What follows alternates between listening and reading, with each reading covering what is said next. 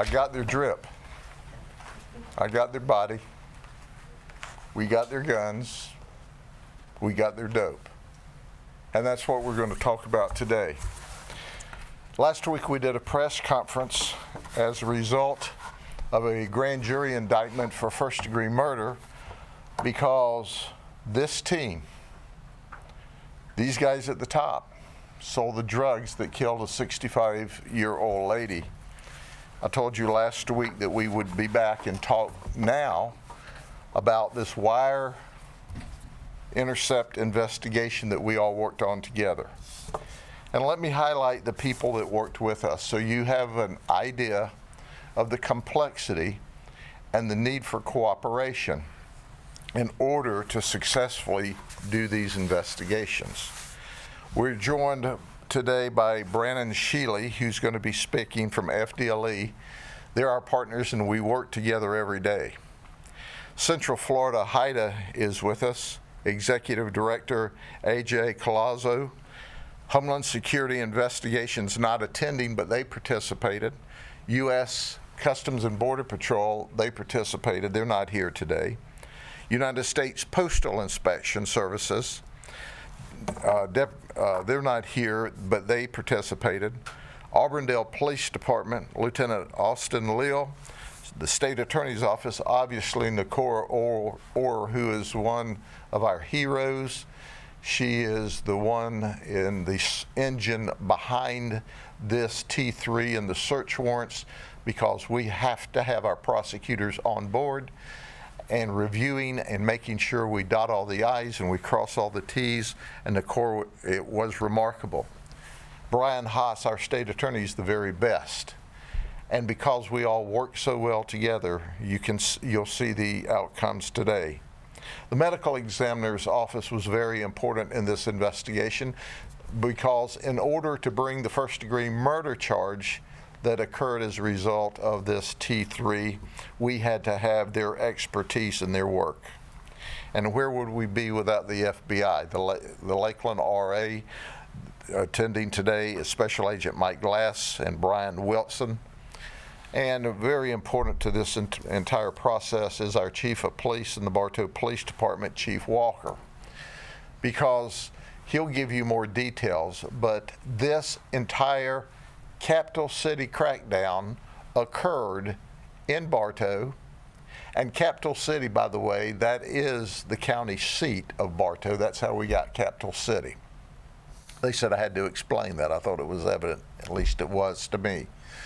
But the folks that I'm going to introduce you to and speak specifically about have been dealing drugs in Bartow for years. You're going to hear me talk about they have been to prison before. And you're going to hear about me talk about different amounts and kinds of drugs. So as we begin, let's talk about our number one man. And our number one man, who should be here someplace, did I walk? I think I left him right here because he was our number one man, is Nathaniel Donald. He's known as Nate. This man is the kingpin of Bartow, of the drug sales that occur. He's the tip of the spear or the head of the snake. He's not a pharmacist, but those under his command will make sure that you have marijuana, fentanyl, crack cocaine, MDMA, all kinds of pills to include oxycodone, hydrocodone, ketamine. We did 6 wire intercepts and 9 search warrants, 8 of the search warrants in Bartow back in November of last year. And guess what? $50,000 in drip. But I want you to imagine this for a minute. People continue to tell you that drugs are low level and nonviolent. They're anything but low level and nonviolent. Where you see $50,000 in drip, where you see, that not so dangerous drug of cannabis you see guns, and you see first-degree murder from overdose. So I am over it. I am over it when people tell you that drugs are low-level and nonviolent. And the men and women that you see here today representing the hardworking detectives, and I can tell you, my narcotics teams are the very best. They have to stand in the face of firearms like this when they serve search warrants. We have to spend the money on T3s, as we call them, wire intercepts, in order to effectively bring down organizational groups. And the reality is, Nathaniel, or Nate, is at the top. But let me introduce you to some of his workers. Troy Walker is the person that sold the drugs to our 65-year-old victim. She bought these drugs on a Saturday night. She took some of these drugs, and on Sunday morning, she was walking out of her house to church when she collapsed. So she died so Nate could have this drip. Did you hear what I said? He's buying this drip from selling drugs to people on the streets, one of which died. And this is the first time in the history of the sheriff's office that we've actually monitored conversations about their scurrying around after she died from Troy selling this drug. So where did Troy get it from? Another member, Brian Myrick. Brian is 42. He sold the crack cocaine to Troy. Troy sold the crack cocaine to our victim. Listen, he was released from prison for serving 4 years on a 3-year minimum mandatory where we arrested him before. He was still on probation from that time when we arrested him again. This is really kind of the pivot guy in Bartow. He is the main street pusher, the main connection between him and those that are selling and using on the streets. 32 people are listed here, but we're focusing on this. He's already been to prison on 2 occasions, and now he sold the drugs to Troy, who had been to jail or prison on 2 occasions, and killed a 65-year-old lady. If these guys aren't in jail, if they're not in prison, they're selling drugs on the streets in Bartow. They just are. And everybody in Bartow knows it, but they're afraid of them. Then you have Herbert Merricks. He sold Brian Myrick pills. Myrick would sell Merrick's cocaine. Myrick told Merrick that he fronts the pills to the girl so he can kind of get them coming back. And then he does other business with them. He's currently out on bond. Oh, just a thought. He's been in prison too previously. And then there's Isaiah Donnell. He's Nate's brother. We arrested him in February of 2024 for trafficking in cocaine, and he was out on bond. And guess what happened in October of 2024? He comes back up on our T3, still dealing dope, while he's on bond for trafficking from 6 months earlier, waiting on charges. You see, folks, these people will never quit selling dope if they're not locked up. And people die. And we have the empirical evidence that they die from it. Then there's Elijah Nahad. He's 23. He was the marijuana dealer. He's the connection from Orlando selling the marijuana. We caught him selling 11 pounds to Brian Myrick. And guess what? He came up on our T3 with a lot of details. Then there's Michael Caballero Medina. He's 24, he's from Venezuela. Now this is part of the frustrating confluence of federal immigration issues and local law enforcement issues. He's in this country illegally. And guess what? He was trafficking in MDMA. We caught him with a pound of it. We're waiting on the lab to return the results, but we caught him with a pound of what we believe to be ketamine. We had a trafficking warrant out for his arrest. We arrested him as part of the T3. He made bond. We had an immigration hold on him. So when he made bond, the feds came and picked him up, because that's what they do when they're finished doing business with us. They picked him up and deported him. He still hasn't answered for the trafficking in our jurisdiction, but he's now in Venezuela. So what we've done is we've issued a capias for his arrest. If he ever comes back into the United States, we will, at that point in time, take him into custody, and then we'll be able to no bond him and hold him until he answers for his part of this organized narcotics ring. I want to turn the podium over now to Chief Walker.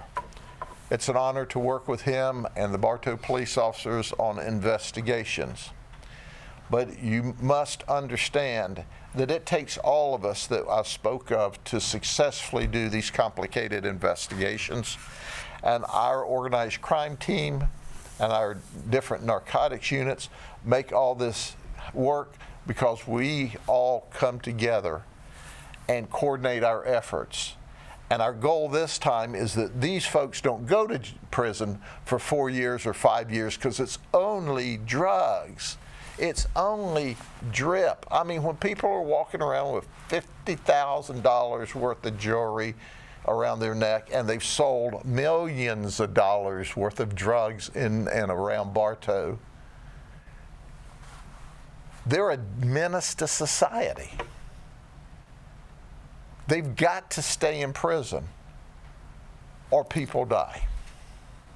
Chief. Thank you, sir. Good morning. Bartow Police Department responded to an unresponsive subject, the victim in this case. It appeared to be a nexus between her death and drugs. Bartow is not a large agency, and we rely on partnerships, and we in Polk County have great partnerships with our law enforcement partners, especially the Sheriff's Office. We don't have the ability really to have undercover officers. Most of my officers are from Bartow, so they're known. So it's a little difficult to do that, and so we ask for assistance. In this case, we've got great assistance from the Sheriff's Office. That partnership is key. To do wiretaps is very manpower intensive and very expensive. And so having that assistance from the Sheriff's Office and our federal partners really helps us out. And so I just want to thank them for this and helping us clean up our city. We know we have problems, and we're doing what we can, and obviously sometimes they're outside of our scope to take care of, so we rely on that assistance.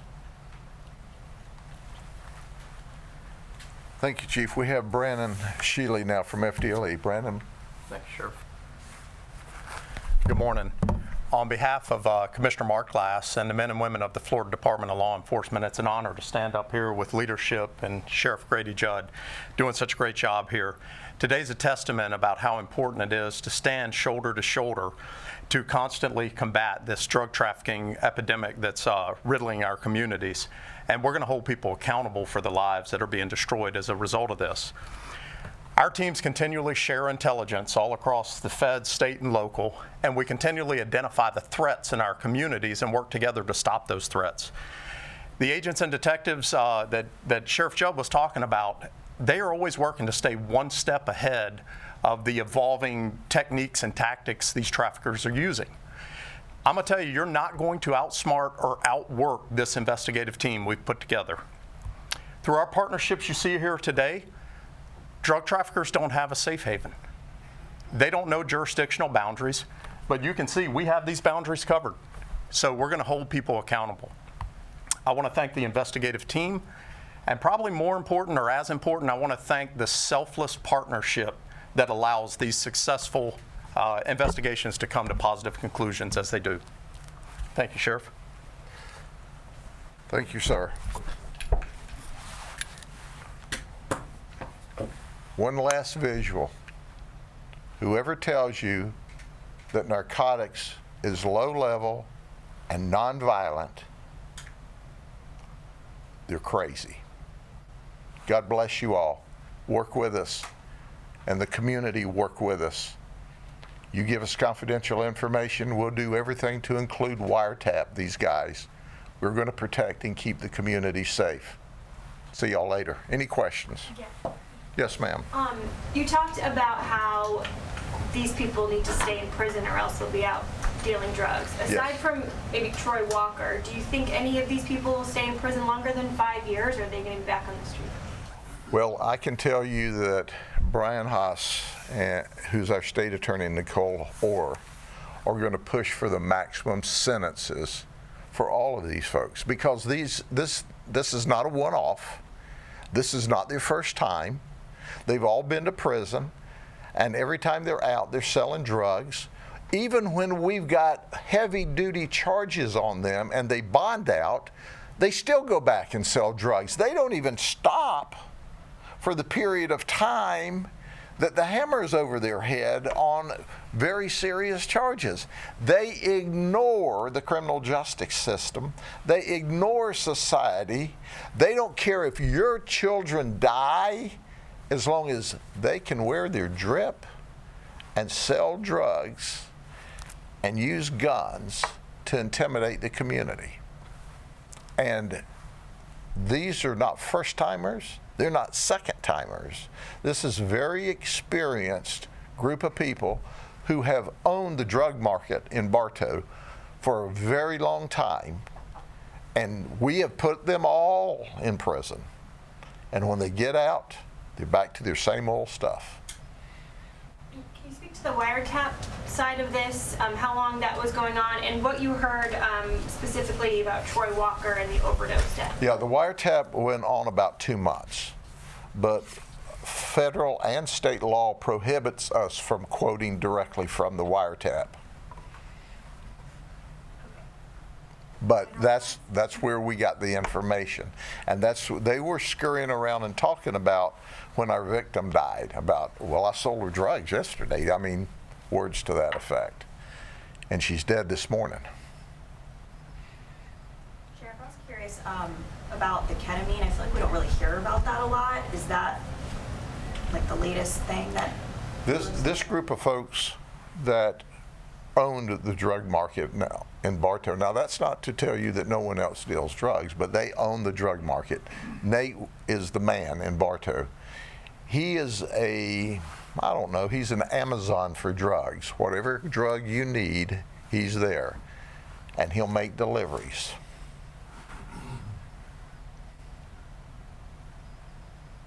Okay, thank you very much. Have a good day. See you all later.